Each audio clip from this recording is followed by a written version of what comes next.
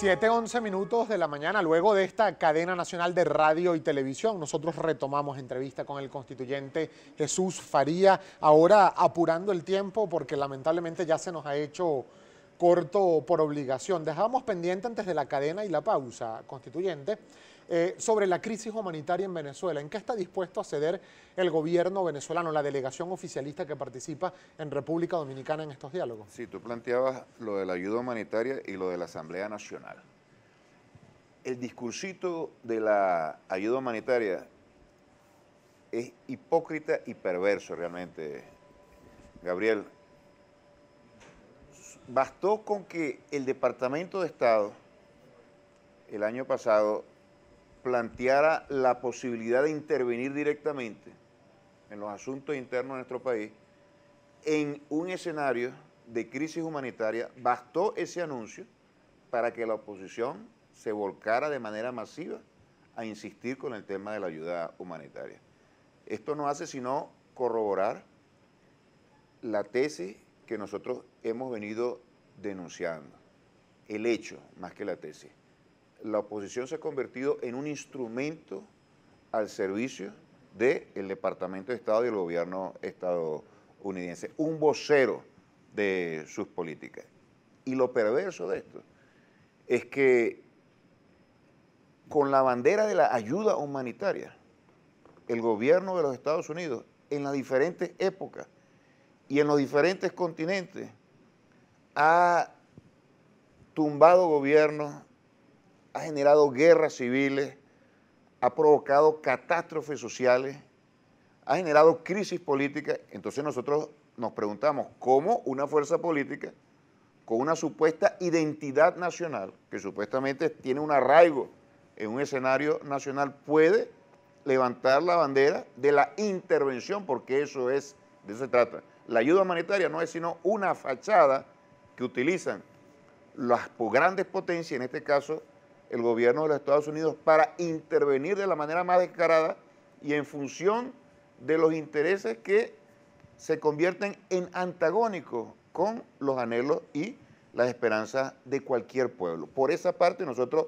negamos rotundamente cualquier situación de esa naturaleza. No hay una crisis humanitaria. No, por supuesto que no hay una crisis humanitaria. Entonces, ¿tú quieres ver una crisis humanitaria? Tú puedes ver otros países donde hay una situación de hambre galopante, una situación de empobrecimiento agudo y galopante. Aquí hay problemas. Nadie lo niega.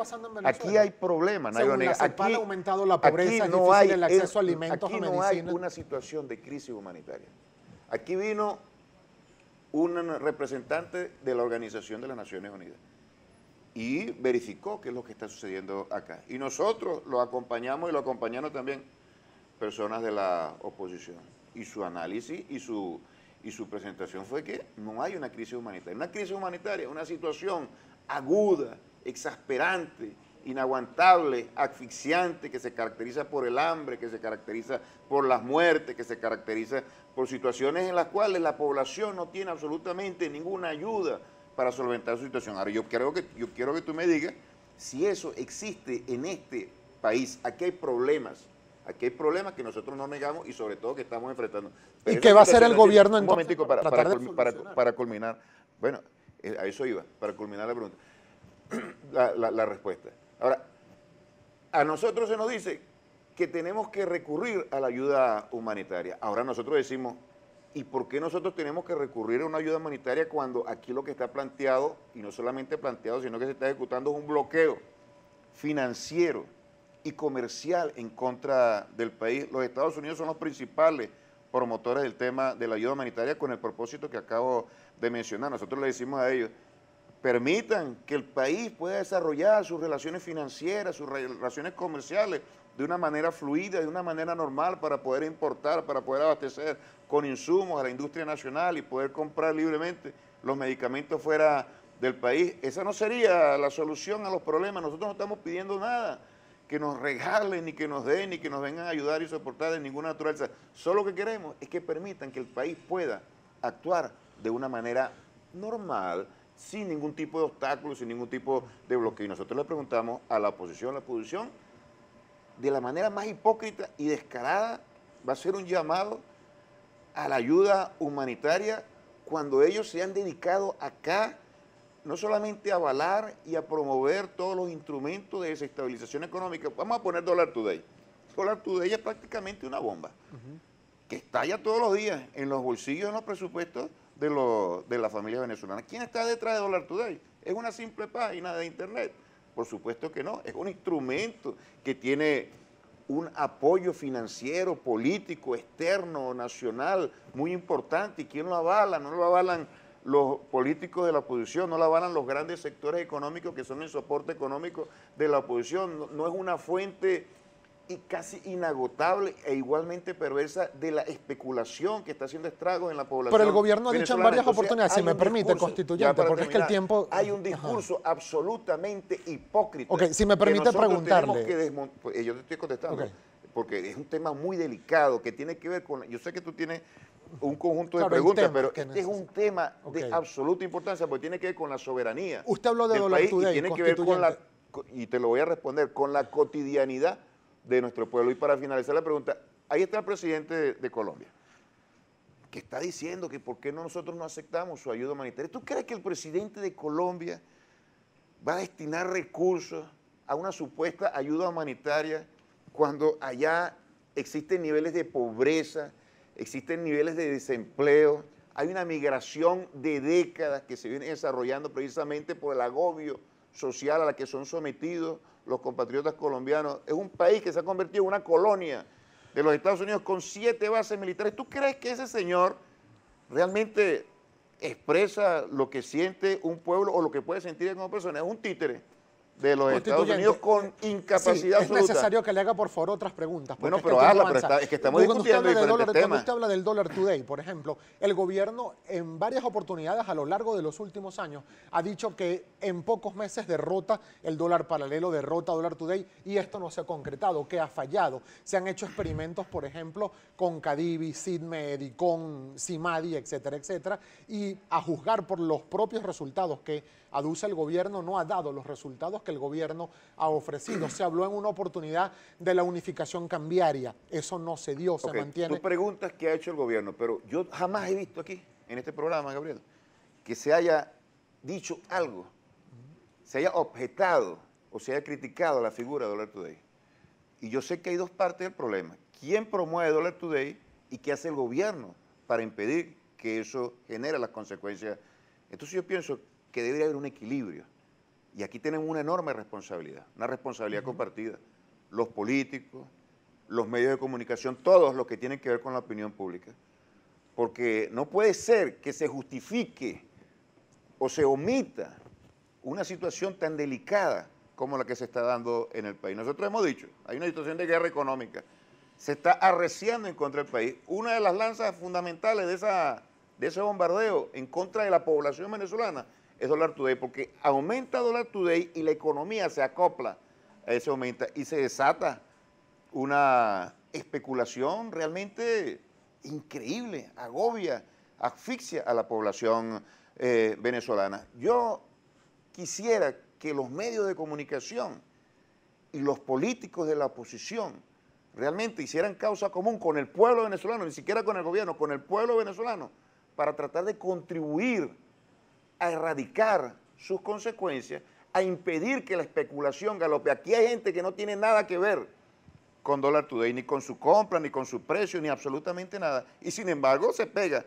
en el tema especulativo. Como y cuando ejemplo, el gobierno, comerciantes, industriales, de cualquier rubro, indexan sus precios a Dollar Today. Y cuando el gobierno actúa, bueno, entonces se produce de acuerdo a esas versiones de medios de comunicación y de políticos de la derecha que justifican esa actuación de Dollar Today, dicen que se está atropellando. ¿Cómo está el otorgamiento de divisas de las tasas preferenciales? Tanto la tasa tú sabes de muy 10 bien, bolívares... tú sabes muy bien que DICOM está paralizado. Tú sabes muy bien, porque tú eres una persona que lee los medios de comunicación, está paralizado y están evaluando un esquema para poder abordar esa situación. Yo pienso que... La divisa protegida se mantiene, constituyente, de acuerdo a la información que usted puede manejar. No, la DICOM es la no, claro, pero yo me refiero protegida. yo me refiero a la protegida de 10 bolívares para alimentos y medicinas. Eso ya está en desuso. No, eso ya no se está utilizando. Es la información que yo manejo, incluso cuando estaba en el gabinete, no se está utilizando. Y hay una distorsión muy importante que tiene que ver con la caída de los precios del petróleo, que tiene que ver con el agotamiento extremo del modelo rentista, ya es un tema estructural, pero por supuesto también con estas acciones. Si toda la economía se funciona de acuerdo a un indicador que es absolutamente irreal, pues no tiene ningún tipo de vínculo con el desempeño de la economía y además responde a el propósito de desestabilizar la economía, por supuesto, que se produce una situación en la que nosotros estamos viviendo en estos momentos. Y si adicionalmente al gobierno se le ponen restricciones tan notables y tan importantes como el bloqueo financiero, la imposibilidad de refinanciar la deuda externa, la imposibilidad de ir a una negociación con acreedores internacionales por sanciones injustificadas, ilegales y absolutamente perversas que ha establecido el gobierno de los Estados Unidos, que violenta todas las normas internacionales del derecho internacional, es una situación difícil. Entonces, no es sencillo abordar esa situación. Ahora, si me preguntas qué haría yo, yo establecería un programa económico que el gobierno está ensamblando en este momento con políticas de precios acordados, con políticas de estímulo a la producción, con políticas de recuperación a la producción petrolera, con un conjunto de acciones en el ámbito fiscal, en el ámbito monetario y, por supuesto, también con políticas cambiarias que yo pienso que deben ir a 2 tasas de cambio, y yo lo he dicho en muchas oportunidades, debe existir un mercado libre que desplace a dólar today y debe haber un mercado controlado que provisional y transitoriamente pueda atender a las necesidades inmediatas antes de ir a una unificación cambiaria, que es lo fundamental. Sería el escenario ideal. Lamentablemente el tiempo se nos está agotando, pero hay una inquietud que nos plantea a través de nuestra cuenta en Twitter, el constituyente, el usuario Robin TA, y dice, ¿a cuánto está el sueldo mínimo en este momento? ¿Cuánto cuesta un kilo de arroz, de pasta, de azúcar, de carne? ¿Dónde se encuentra? Dice, por ejemplo, en Morón no hay nada, solo bombillos y cinta plástica en los comercios chinos. ¿Qué respuesta se le daría a las personas que están planteando estos problemas? Yo voy a dar una respuesta concreta y una general, porque hay un evento hoy que es importante. El presidente va a la Asamblea Nacional Constituyente a presentar su gestión, y dentro de la gestión yo quisiera destacar, y voy a cerrar con ese punto, el tema de la paz. Es gracias al gobierno del presidente Nicolás Maduro. El tema de la soberanía, hemos podido resguardar nuestra soberanía, no nos hemos doblegado los planes de la Casa Blanca, del imperialismo yanqui, hemos podido fortalecer relaciones estratégicas muy importantes con grandes potencias, empezando por China y Rusia, que es fundamental. En lo social no hemos abandonado ningún plan social pese a las carencias financieras, se siguen construyendo viviendas, seguimos ofreciendo gratuitamente educación y salud, y combatimos estas manifestaciones. Que no sea suficiente con el incremento salarial, que no sea suficiente con los CLAP que atienden en estos momentos a 6 millones de familias, y tenemos una obligación de incrementarlo a 8 millones y hacerlo con una frecuencia más cerrada, o más cercana, o más seguida.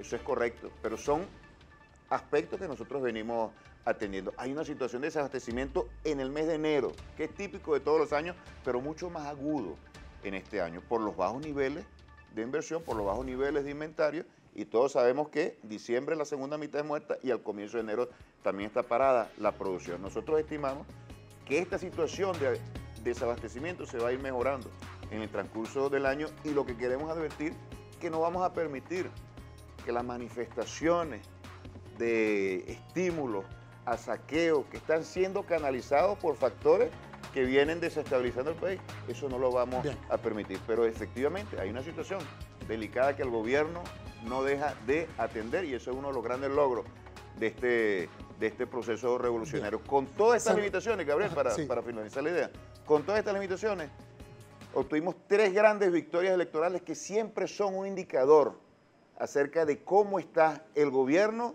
con el pueblo. Si está hablando y se está interpretando lamentablemente sus deseos. el Y tiempo se sabemos nos que no es agotó. el gobierno ideal y la gestión ideal, pero hay avances que nadie puede ocultar. Bien, lamentablemente el tiempo Gracias se nos agotó, por la- constituyente. Agradecido de que haya Gracias tenido por la tu tiempo, gentileza Gabriel, de compartir por estos tu minutos paciencia. con nosotros. Jesús Faría, constituyente, a quien agradecemos la visita la mañana de hoy acá al estudio de Primera Página Globovisión. 7:26 de la mañana, pausa comercial, ya venimos.